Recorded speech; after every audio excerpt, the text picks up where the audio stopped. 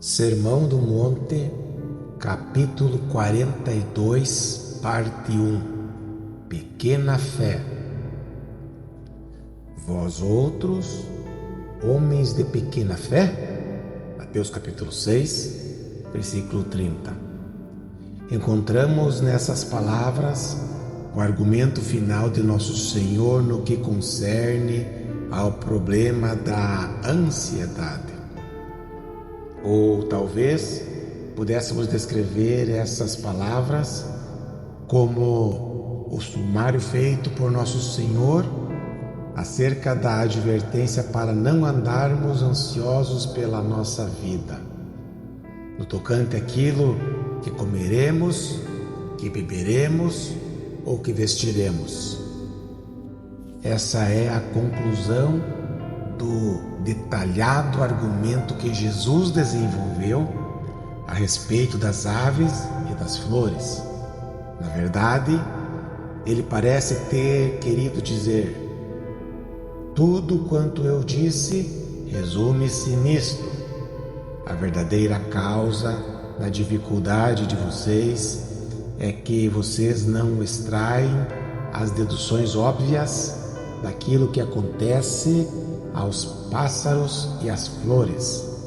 Juntamente com isso, manifesta-se aquela óbvia falta de fé que os caracteriza, homens de pequena fé.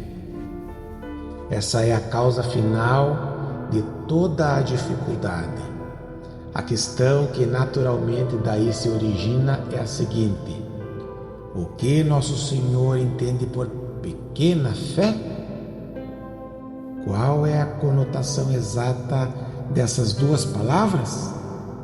Conforme você deve ter observado, Jesus não diz que não temos fé. Antes, somos acusados de possuir pequena fé. Não era a falta de fé por parte dos discípulos que o preocupava, mas sim a inadequação da fé que eles possuíam. O fato que não tinham fé suficiente. Por conseguinte, temos aqui uma expressão impressionante e a nossa reação imediata deveria ser agradecer a Deus por ela. Exatamente, porém, o que significa? A maneira certa de responder a essa pergunta consiste em dar cuidadosa atenção ao texto inteiro da passagem. Quem eram as pessoas a quem o Senhor aqui descrevia e contra quem essa crítica foi dirigida? Uma vez mais, devemos lembrar-nos que Jesus se dirigia a indivíduos crentes, exclusivamente a indivíduos crentes. Nosso Senhor não estava falando sobre qualquer outra pessoa. A mensagem cristã, na realidade, não dá qualquer conforto e consolo às pessoas que não creem no Senhor Jesus. Palavras como estas não são endereçadas a todos, indistintamente, mas são dirigidas somente àqueles acerca de quem as bem-aventuranças são aplicáveis legitimamente.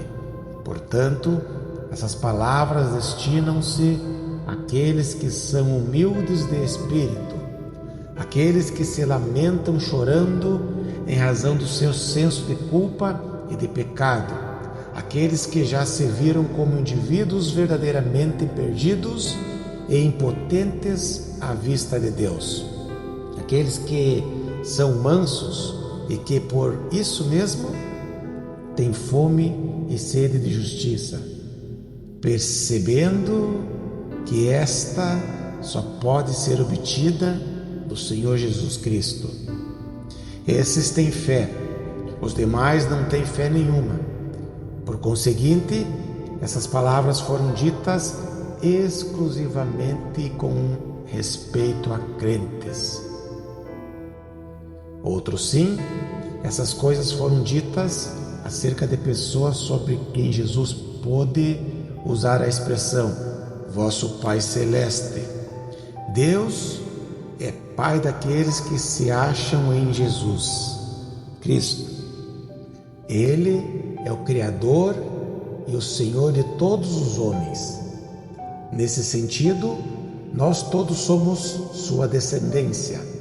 Todavia, em harmonia com o que declarou o apóstolo João, somente aqueles que confiam no Senhor Jesus Cristo é que têm o direito, a autoridade de se tornarem filhos de Deus.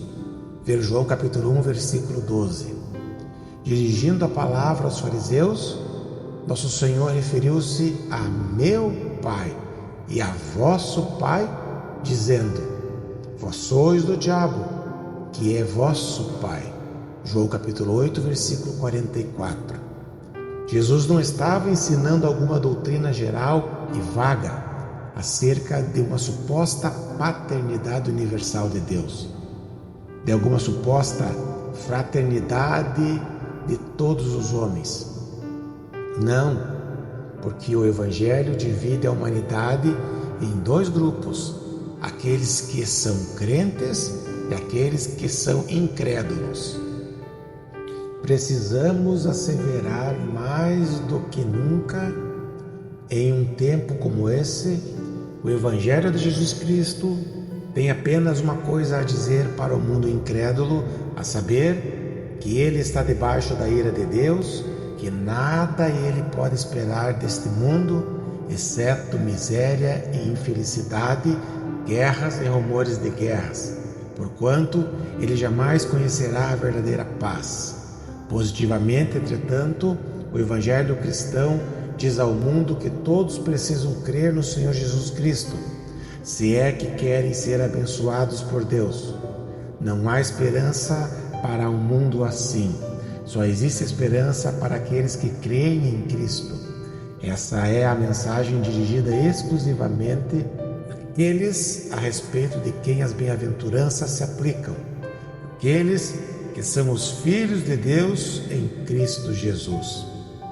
De fato, na própria fase seguinte, que estaremos considerando em breve, o Senhor contrasta as pessoas para quem ele falava com os gentios, dizendo: porque os gentios é que procuram todas essas coisas.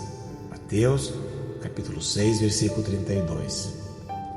É aí que percebemos claramente a distinção: os gentios e aqueles que estão em Cristo, a saber, aqueles que estão do lado de fora e aqueles que estão do lado de dentro, o povo de Deus e aqueles que não pertencem ao povo de Deus.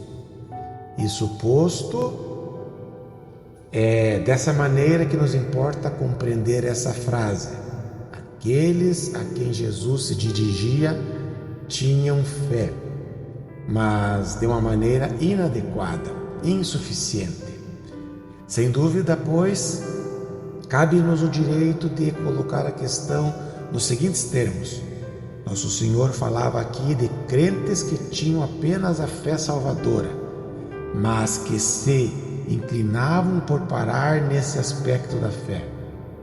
Era a respeito desses que Jesus se preocupava, e o seu desejo era que eles fossem conduzidos a uma fé mais ampla e mais profunda, como resultado de lhe terem escutado. A primeira razão para isso é que as pessoas que possuem somente a fé salvadora, mas não vão além disso, furtam de si mesmas muitíssimas bênçãos próprias da vida cristã. E não somente isso, mas também, em face de sua falta de fé maior, conforme é óbvio, essas pessoas estão mais sujeitas às preocupações, às ansiedades e àquela apreensão mortificante que ataca a todos nós nesta vida. Nosso Senhor, de fato, chegou ao extremo de afirmar que, em um crente, a preocupação excessiva, em última análise, sempre se deve à falta de fé ou à pequena fé. A preocupação e a ansiedade, o sentir-se derrotado e desanimado, o deixar-se dominar por esta vida e pelas circunstâncias que a cercam, no caso de um crente, sempre se deve a uma falta de fé.